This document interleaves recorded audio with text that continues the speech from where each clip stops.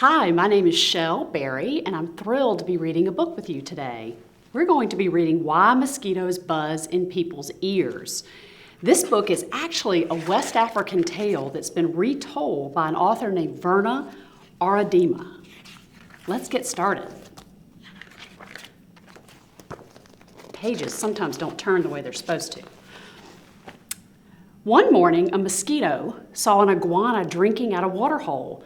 The mosquito said, "Iguana, you will never believe what I saw yesterday." "Try me," said the iguana. The mosquito said, "I saw a farmer digging yams that were almost as big as I am."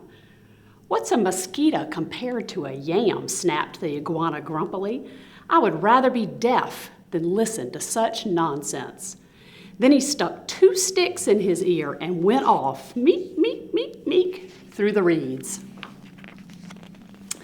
The iguana was still grumbling to himself when he happened to pass by a python. The big snake raised his head and said, "Good morning, iguana." The iguana did not answer, but lumbered on, bobbing his head, bottom in, bottom in. "Now, why won't he speak to me?" said the python to himself. "Iguana must be angry about something. I'm afraid he is plotting some mischief against me." He began looking for somewhere to hide. The first likely place he found was a rabbit hole, and in it he went, wassa-woosu, wassa-woosu, wassa-woosu. When the rabbit saw the big snake coming into her burrow, she was terrified.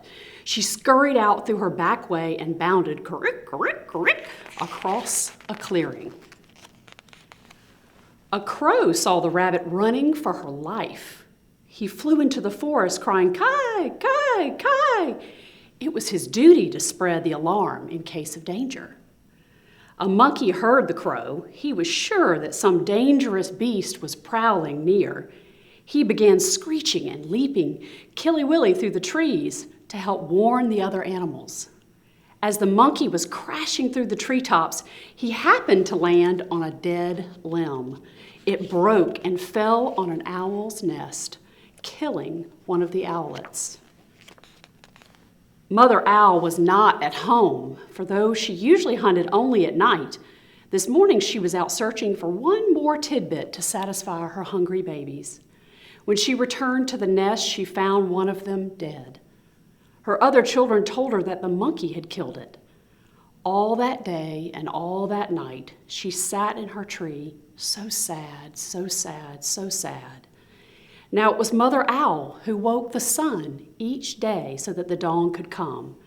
But this time, when she should have hooted for the sun, she did not do it. The night grew longer and longer. The animals of the forest knew it was lasting much too long. They feared that the sun would never come back. At last, King Lion called a meeting of all the animals. They came and sat down, pim, pim, pim, around a council fire. Mother Owl did not come, so the antelope was sent to fetch her. When she arrived, King Lion asked, "Mother Owl, why have you not called the sun? The night has lasted long, long, long, and everyone is worried." Mother Owl said, "Monkey killed one of my owlets. Because of that, I cannot bear to wake the sun." The king said to the gathered animals, "Did you hear? It was the monkey who killed the owlet, and now Mother Owl won't wake the sun so that the day can come." Then King Lion called the monkey. He came before him nervously glancing from side to side, rim, rim, rim, rim. "Monkey," said the king, "why did you kill one of Mother Owl's babies?" "Oh, king," said the monkey, "it was the crow's fault. He was calling and calling to warn us of danger, and I went leaping through the trees to help. A limb broke under me, and it fell, tow, on the owl's nest." The king said to the council, "So it was the crow who alarmed the monkey who killed the owlet, and now Mother Owl won't wake the sun so that the day can come." Then the king called for the crow. That big bird came flapping up. He said, "King Lion, it was the rabbit's fault. I saw her running for her life in the daytime. Wasn't that reason enough to spread an alarm?" The king nodded his head and said to the council, "So it was the rabbit who startled the crow, who alarmed the monkey, who killed the owlet.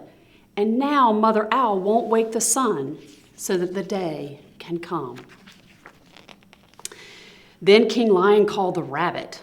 The timid little creature stood before him, one trembling paw drawn up uncertainly. "Rabbit," cried the king, "why did you break a law of nature and go running, running, running in the daytime?" "Oh, king," said the rabbit, "it was the python's fault. I was in my house, minding my own business, when that big snake came in and chased me out."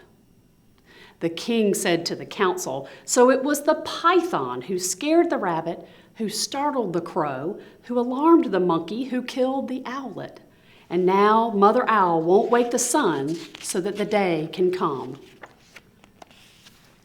King Lion called the python, who came slithering, wasu, wasu, wasu, wasu, past the other animals. "But king," he cried, "it was the iguana's fault. He wouldn't speak to me, and I thought he was plotting some mischief against me. So when I crawled into the rabbit hole, I was only trying to hide." The king said to the council, "So it was the iguana who frightened the python, who scared the rabbit, who startled the crow, who alarmed the monkey, who killed the owlet. And now Mother Owl won't wake the sun so that the day can come." Now, the iguana was not at the meeting, for he had not heard the summons. The antelope was sent to fetch him. All the animals laughed when they saw the iguana coming, bada-min, bada-min, with the sticks still stuck in his ears. King Lion pulled out the sticks, purr, purr. Then he asked, "Iguana, what evil have you been plotting against the python?" "None, none at all," cried the iguana. "Python is my friend." "Then why wouldn't you say good morning to me?" demanded the snake. "I didn't hear you or even see you," said the iguana. "Mosquito told me such a big lie, I couldn't bear to listen to it, so I put sticks in my ears." "Nga, nga, nga," laughed the lion. "So that's why you had sticks in your ears." "Yes," said the iguana, "it was the mosquito's fault." King Lion said to the council, "So it was the mosquito who annoyed the iguana, who frightened the python, who scared the rabbit, who startled the crow, who alarmed the monkey, who killed the owlet. And now Mother Owl won't wake the sun so that the day can come." "Punish the mosquito, punish the mosquito," cried all the animals. When Mother Owl heard that, she was satisfied. She turned her head toward the east and hooted, "Hoo, hoo, hoo," and the sun came up. Meanwhile, the mosquito had listened to it from a nearby bush. She crept under a curly leaf stem and was never found and brought before the council. But because of this, the mosquito has a guilty conscience. To this day, she goes about whining in people's ears. "Zee, is everyone still angry at me?" When she does that, she gets an honest answer. Kapow! This has been Why Mosquitoes Buzz in People's Ears by Verna Aardema. It's been fun reading with you.